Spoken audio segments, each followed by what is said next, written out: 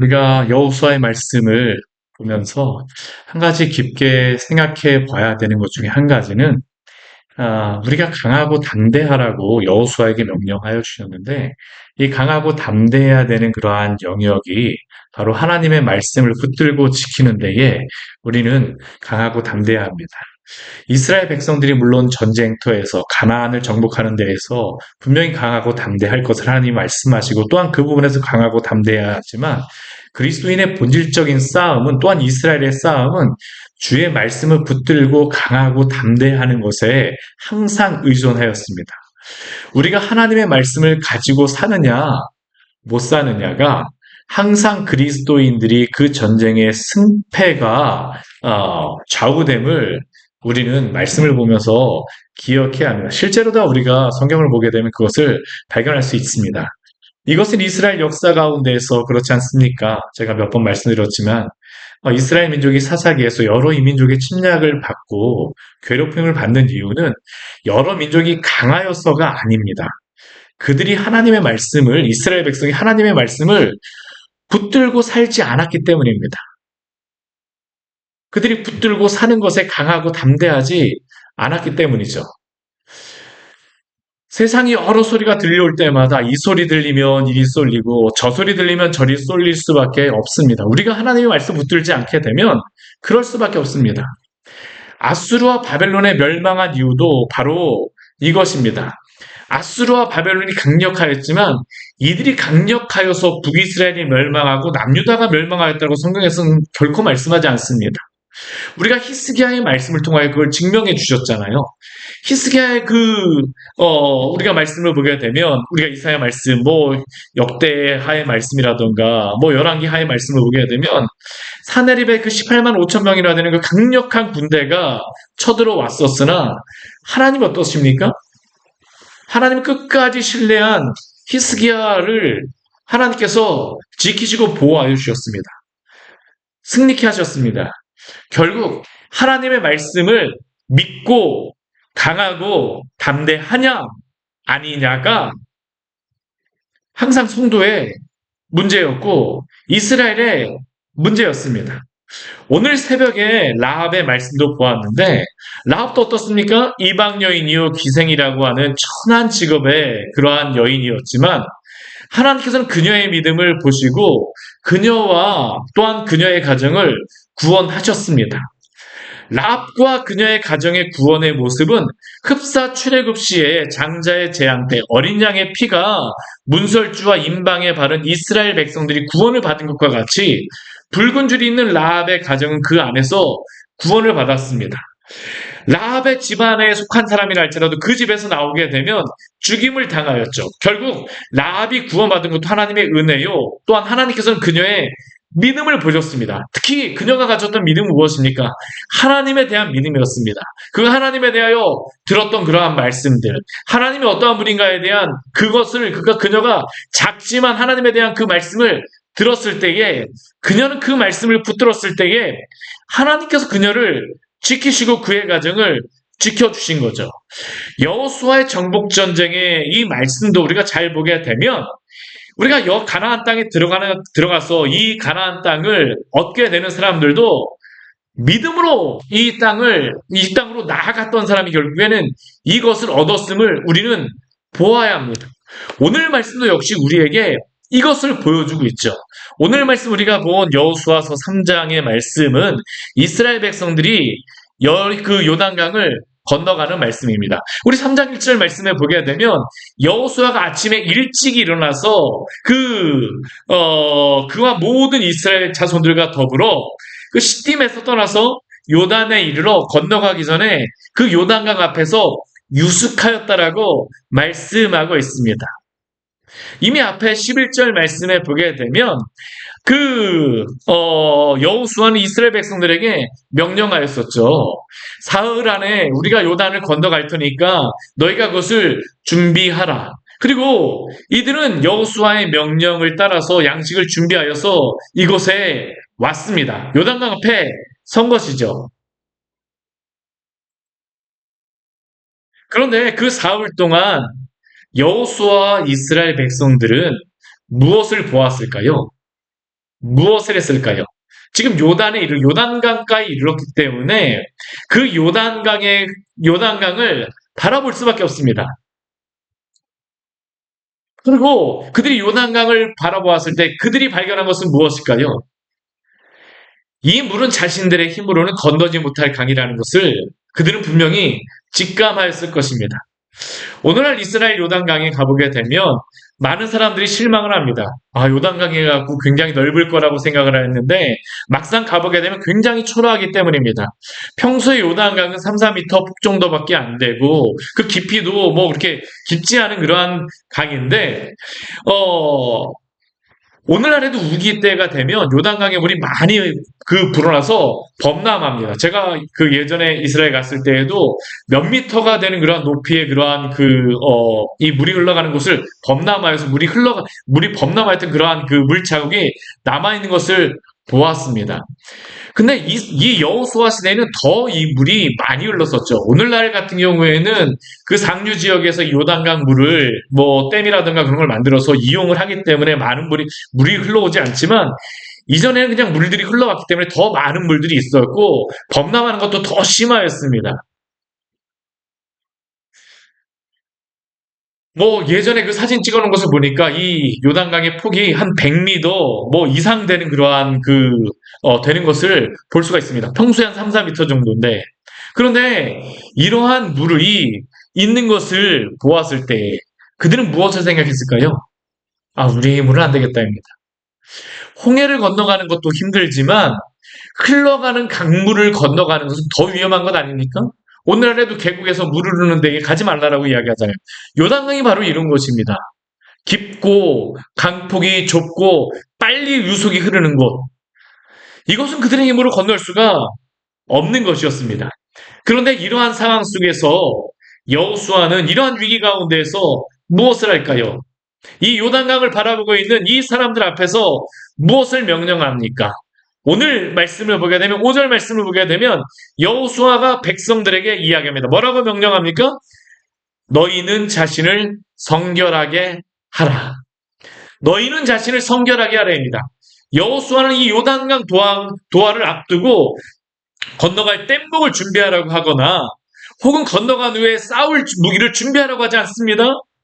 너희는 자신을 성결하게 하라. 왜냐하면 이 요단강을 건너가는 것은 일사불란한 군사작전이 아니라 순결과 거룩을 요구하시는 하나님의 이름을 그는 알았기 때문입니다. 이것은 출애굽기 시내산 앞에서도 하나님께서 이스라엘 백성에게 요구하셨던 것이었습니다. 우리 출애굽기 19장 10절과 11절 말씀해 보게 되면 하나님께서 모세에게 이렇게 명령하셨어요. 여호와께서 모세에게 이르시되 너는 백성에게 가서 오늘과 내일 그들을 성결하게 하고 그들에게 옷을 빨게 하고 준비하게 하여 셋째 날을 기다리게 하라. 하나님 앞에 하나님이 일하실 것들을 준비해야 되기 때문입니다. 지금 이스라엘에게 필요한 것은 다른 준비가 아니라 일하실 하나님 앞에서 거룩하고 성결하게 준비하는 것이 필요합니다. 왜냐하면 요단강을 건너가게 하시는 일은 그들에게 달린 것이 아니라 하나님께 달린 일이기 때문입니다. 우리도 이것을 기억하는 것이 너무나 중요합니다. 우리가 무엇인가 계획을 세우며 일을 한다라고 할 때, 심지어 그것이 교회에서 하는 그러한 일임에도 우리는 그 일 자체에만 신경을 쓸 때가 있습니다. 그러나 하나님 우리에게 먼저 순결과 정결함을, 거룩함을 요구하십니다. 왜냐하면 하나님은 거룩한 분이시며 또한 우리에게도 그 거룩을 준비할 것을 요구하시기 때문입니다.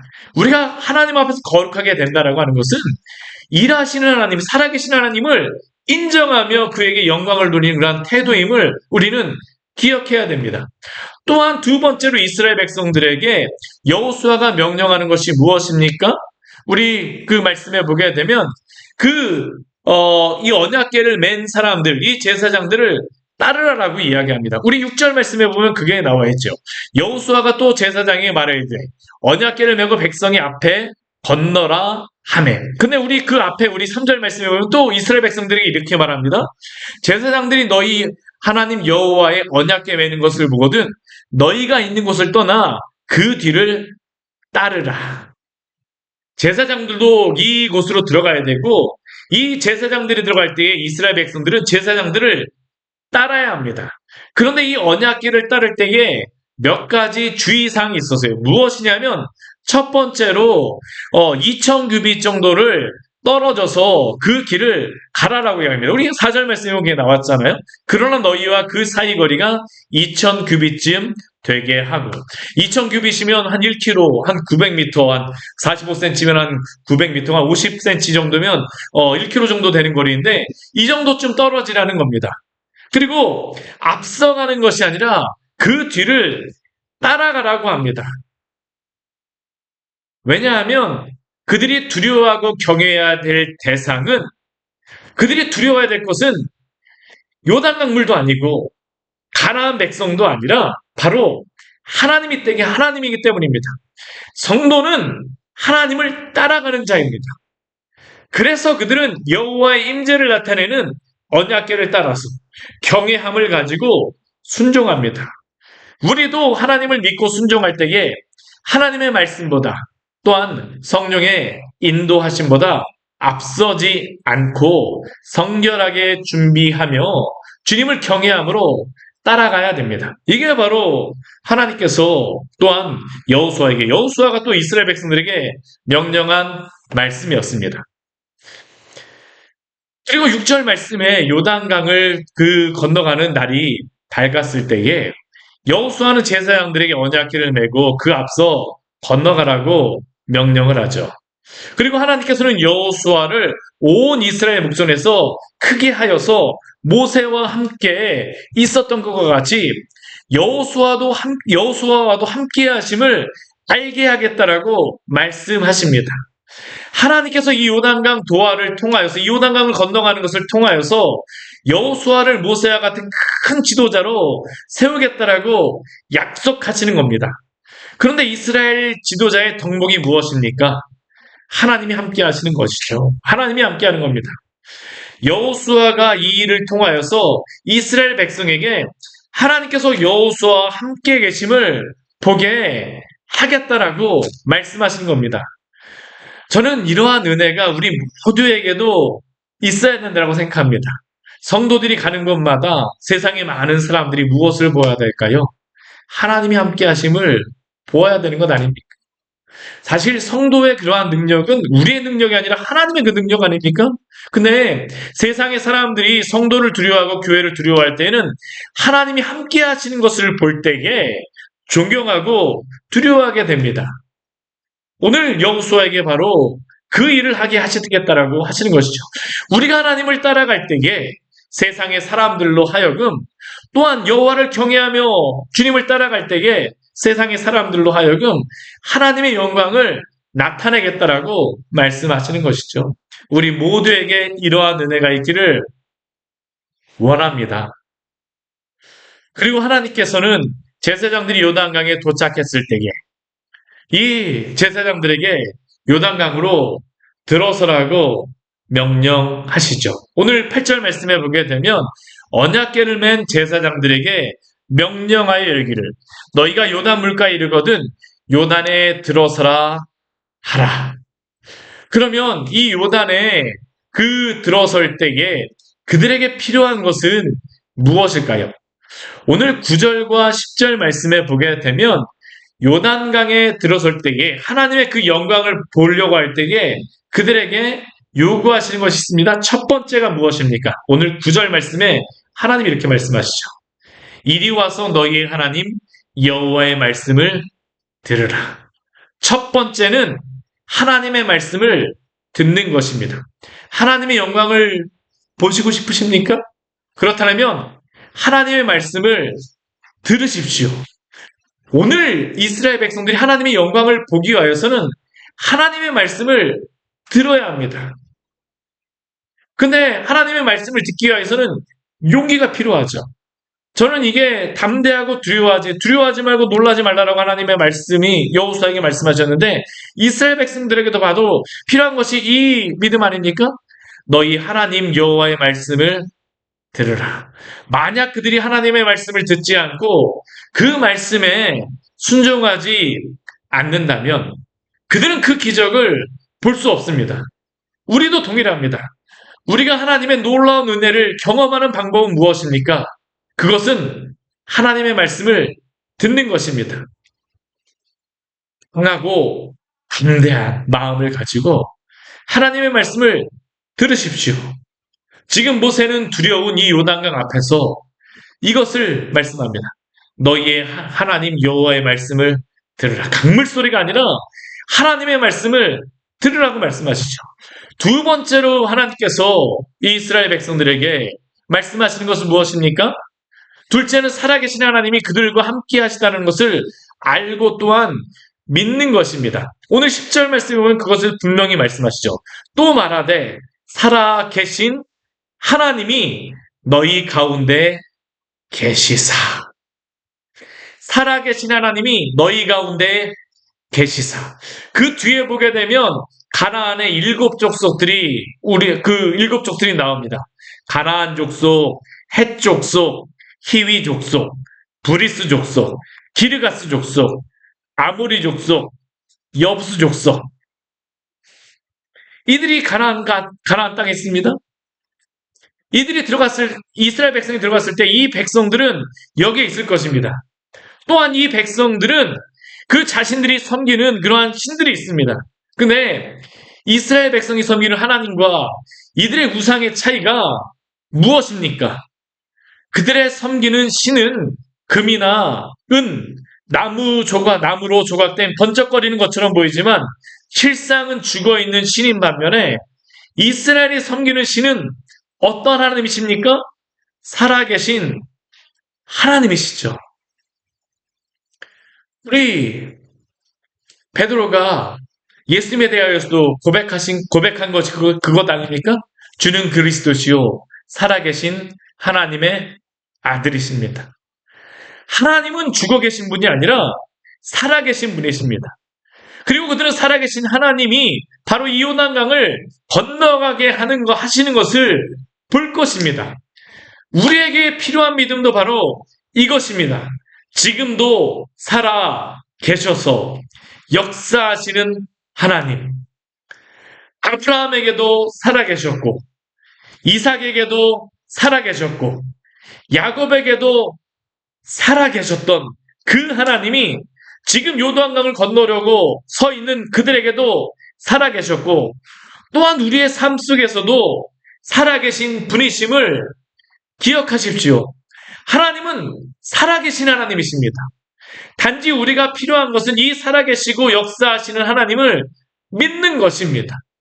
우리가 믿지 않는다라고 하여서 하나님이 살아계시지 않고 우리가 어떻게 한다라고 해서 하나님이 안 계신 것이 아니라 하나님은 하나님이시기 때문에 살아계신 하나님으로 오늘도 계십니다. 우리에게 필요한 것은 단지 믿음일 뿐입니다.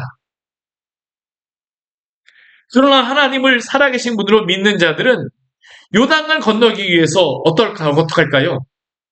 발을 담글 것이지만 그러나 살아계신 하나님을 믿지 않는 자들은 하나님의 역사하심과 그 영광을 보지 못하고 또한 발도 담그지 않을 것입니다. 왜요? 하나님이 살아계신 것을 믿지 않기 때문이죠. 오늘도 하나님께서는 우리와 함께 살아계신 하나님으로 계심을 믿으십시오. 역사하시는 하나님께서는 오늘도 살아계십니다. 이스라엘에게 살아계신 하나님에 대한 믿음이 필요하였듯이 우리에게도 하나님의 살아계심에 대한 믿음이 필요합니다. 우리의 믿음 때문에 하나님의 존재가 증명되는 것이 아니라 우리가 살아계신 하나님을 믿어야지만 그 기이한 행사를 볼 수 있습니다.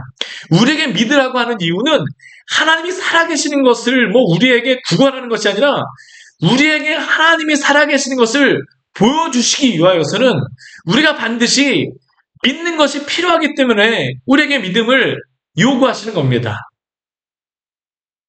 또 세 번째, 하나님이 여호수아에게 또한 무엇을 말씀하실까요?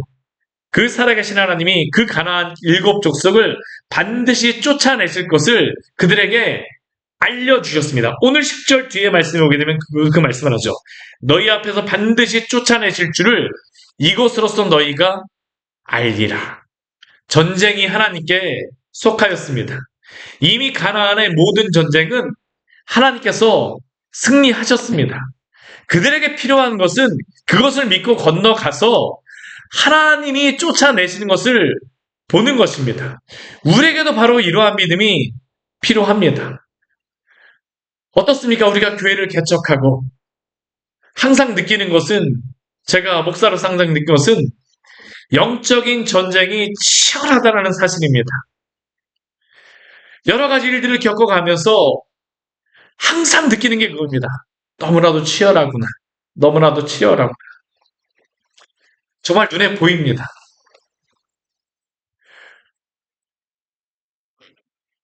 이런 영적인 싸움이 항상 있습니다. 이스라엘 가운데도 있습니다. 7족속. 지금 영적인 싸움이 있죠. 얼마 전 미국에 있는 교수가 된 친구에게 연락을 받았는데, 그 친구가 미국에서 다녔던 교회, 학위를 준비하며 교수가 될 때까지 섬겼던 그 교회가 지금은 LGBTQ 그 문제로 인하여서 교회가 갈라지게 되고 참 어려워져서 그 신앙생활하는 데에 그 어려움이 있다라는 그런 연락을 받았습니다. 오늘 이 약한 사단의 세력은 하나님의 백성들이 하나님의 영광을 보는 것을 극도로 싫어하며 견제합니다. 그래서 어떻게 하든지 간에 믿지 못하게 하고, 우리로 하여금 그 안에서 싸우게 하고, 우리끼리 다투게 하고, 하나님의 영광을 보지 못하게 하죠. 그리고 우리가 하나님을 그 굳세 믿음으로 붙드는 것이 아니라 오히려 그 마음이 물과 같이 녹도록 만듭니다. 이 세상의 사람들이 마음이 녹는 것이 아니라 오히려 성도의 마음을 녹도록 사단은 끊임없이 일을 합니다.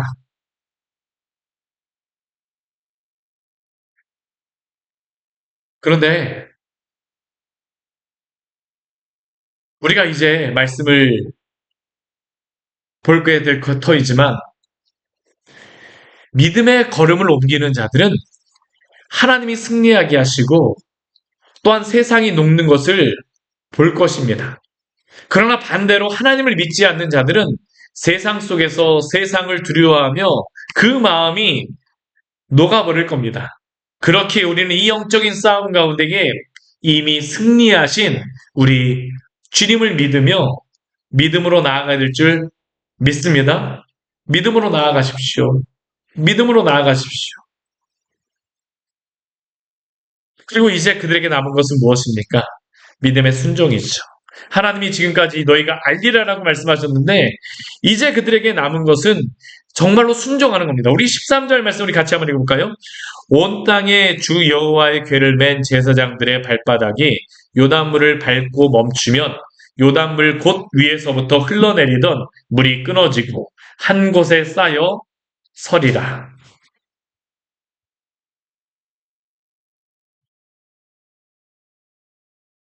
제사장들이 발바닥으로 요단물을 밟고 멈추게 될 것입니다. 밟게 되면 이 물은 멈추게 될 것입니다. 쌓여 서리라. 그런데 궁금해 한번 생각해 보십시오. 한번 그 물에 들어가서 물을 멈추는 것을 보았지만, 이 제사장들이 이 물이 멈추는 것을 보았다 할지라도 이 제사장들의 마음속에 끊임없이 일어나는 두려움은 무엇일까요? 아유, 이 물이 또다시 흘러오면 어떻게 하나.